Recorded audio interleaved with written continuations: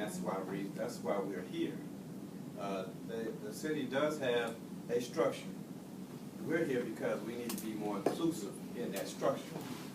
And so, yeah, I've looked at some of these things, and that's one of the reasons we're here. Yes, sir. I got something to say, and it's probably not included in the plans. This drug in the neighborhood, Flocka. I think it needs to be addressed. It's a cheap drug. It's like back in the 80s when the cocaine came out and they were smoking it in the joints, and some of the effects we still see. And I think this Flocka drug is gonna be the same way.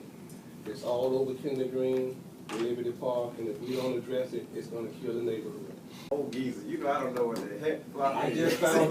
just found out what it was as I was campaigning, and it's methamphetamine, heroin, it's all mixed in there, and it's a $5 high. And that's why, and a lot of people didn't know, I didn't know, until the guy told me, if you run on Flocka when I was running, you'll win. And I had to go and research to find out what it was. So look and check it out, because we have quite a few Flocka homes in Kinder Green. And so we need to pay attention and do some research and stop that, because it'll kill the neighborhood, just like crack did in the 80s. So you're talking law enforcement? Yeah, we got to do something. But I do want to say one thing on that. During the campaign, I have, me and my kids, we did went round, I'm targeting all the houses that sells it, because I know a couple of kids who sells it, I know a couple of kids that's on it. And what hurt me so bad, one of the kids was in my group is on it, and that's what kind of ticked me off. So I went to every house, just about targeted every house, in Kinder Green, Liberty Park, Pine City. I got a list of it. They know me, I've been there, and I told them. Thank you.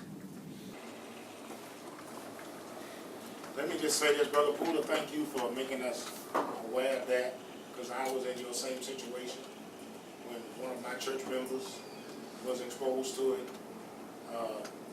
I had to find out what Flocka, butter, not B-U-T-T, B-U-D-D-E-R. And again, these drugs are very cheap. They're derivative of bath salts. Hey, we grew up watching Calgon, Take Me Away.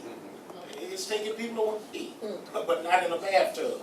So we certainly have to be vigilant.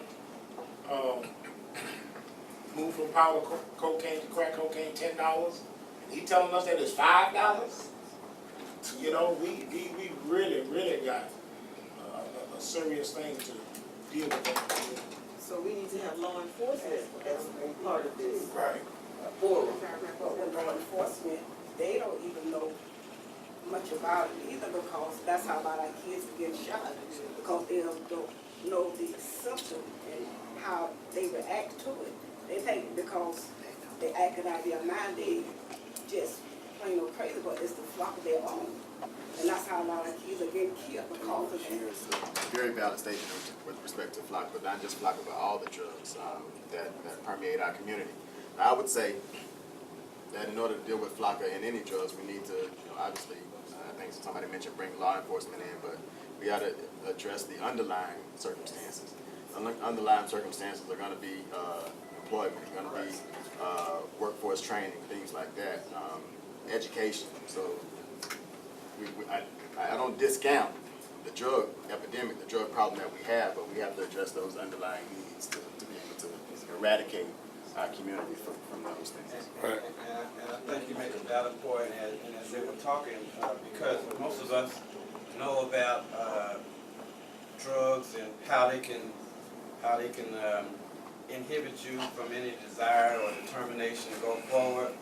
Oftentimes, some of those things are because there's no hope.